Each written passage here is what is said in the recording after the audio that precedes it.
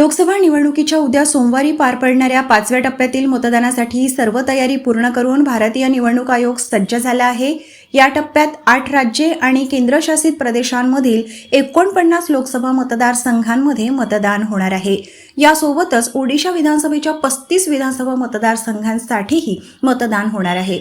मतदान सुलभ आणि सुरक्षित वातावरणात संपन्न व्हावे यासाठी पुरेसे शामियाने, पिण्याचे पाणी, रॅम्प, स्वच्छतागृहे आणि इतर मूलभूत सुविधांसह मतदारांचे स्वागत करण्यासाठी मतदान केंद्रे सज्ज झाली आहेत।